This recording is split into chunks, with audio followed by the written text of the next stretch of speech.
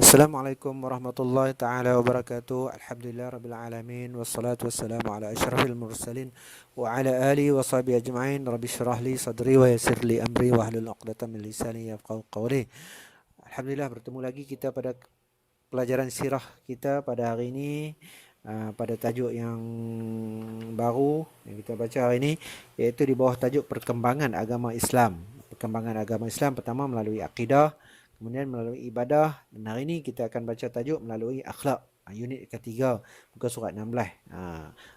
Akidah rukun iman, ibadah rukun Islam, akhlak ni apa dia, kita nak tengok. Baik, pada muka surat 16 kita baca akhlak. Akhlak adalah tingkah laku atau sikap seorang dalam sesuatu situasi atau dalam kehidupan seharian, seperti ketika makan, bergaul dan sebagainya. Akhlak ni sikap lah, sikap kita dalam ketika dalam seharian kita ada sikap kita. Itu dipanggil akhlak. Waktu makan apa akhlak kita? Okey, akhlak ni disusun daripada beberapa adab.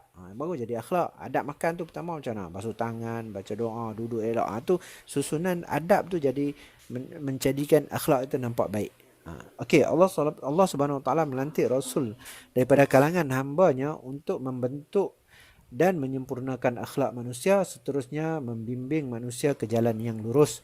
Firman Allah Subhanahu wa taala, "A'udzubillahi minasyaitonir rajim, wa innaka la'ala khuluqin 'azim." Shadaqallahul azim. Surah Al-Qadam ayat 4. Maksudnya, sesungguhnya kamu Muhammad berbudi pekerti yang agung, mulia. Nabi Muhammad ni berbudi pekerti yang agung dan mulia.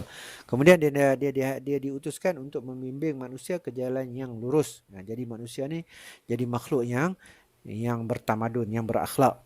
Kalau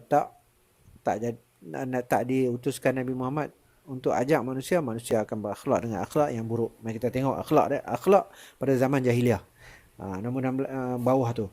Akhlak pada zaman jahiliah. Macam mana orang Arab sebelum pada zaman jahiliah? Sebelum kedatangan Islam, orang-orang Arab jahiliah hidup dalam kezaliman. Golongan yang kuat menindas golongan yang lemah. Siapa kuat, dialah raja. Kaum wanita dihina dan dijadikan seperti barang dagangan yang boleh diwarisi. Boleh waris, jual beli, bapa mati boleh waris, isteri dia, anak mewarisi mak dia. Zaman tu. Penipuan dan penganiayaan berleluasa. Mereka berjudi, minum arak dan berzina. Selain itu, merompak dan membunuh juga adalah amalan biasa bagi mereka. Merompak dan membunuh tu biasa. Tengok orang lemah sikit, mereka boleh rompak. Harta mereka berkenan, benda tu mereka boleh ambil. Okey. Seterusnya, muka surat 17. Rasulullah SAW memiliki akhlak yang sangat terpuji walaupun baginda membesar dalam masyarakat yang kucar-kacir. Nabi Muhammad ni orang yang terpuji. Baginda juga sangat terkenal dengan sifat jujur dan amanah sehingga baginda digelar Al-Amin. Sedangkan pada ketika itu baginda masih belum dilantik menjadi Rasul. Al-Amin ni Rasulullah diberi gelaran Al-Amin ni oleh orang-orang kafir Quraisy, orang Mekah lah. Orang Mekah tengok Nabi ni orang yang baik, dia post sendiri yang gelar Al-Amin pada ketika itu. Dalam kehidupan seharian Rasulullah SAW, baginda tidak pernah menyembah berhala, minum arak, memakan binatang yang disembelih untuk penyembahan berhala, berjudi dan juga tidak pernah menyertai majlis yang melalaikan. Nabi Muhammad tak pernah buat benda-benda yang ni.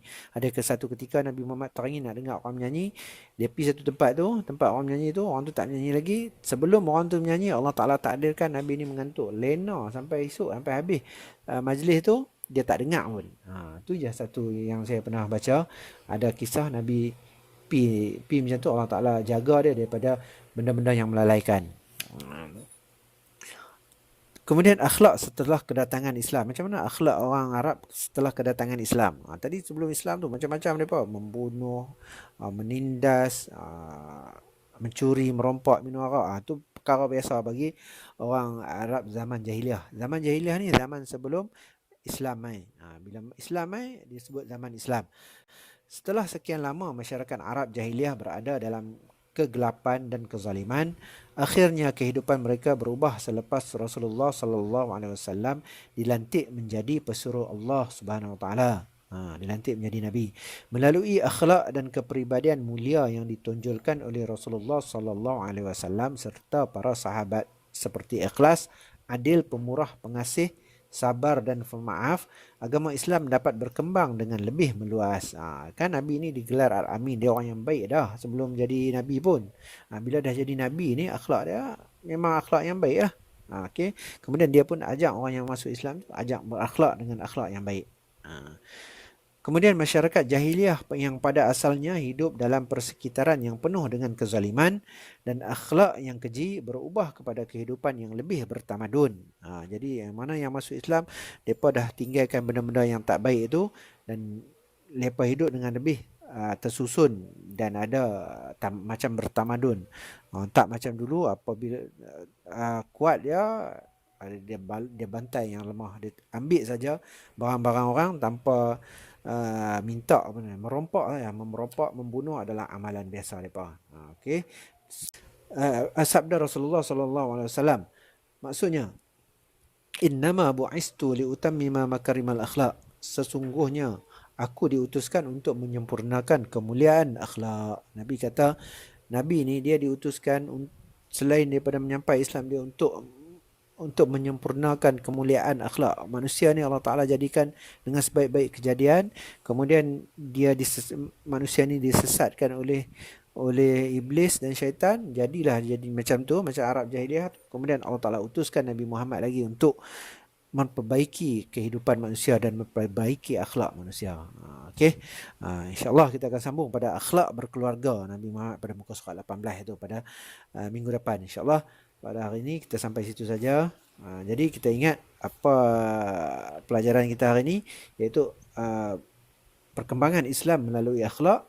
Apa akhlak orang Arab pada zaman jahiliah dan macam mana akhlak orang Arab selepas kedatangan Islam. Akhlak mereka sebelum Islam dan akhlak mereka selepas Islam, dan apa gelaran yang diberi kepada Nabi Muhammad pada ketika sebelum dia dilantik menjadi Nabi lagi. Okey. Allahu alam. Assalamualaikum warahmatullahi taala wabarakatuh.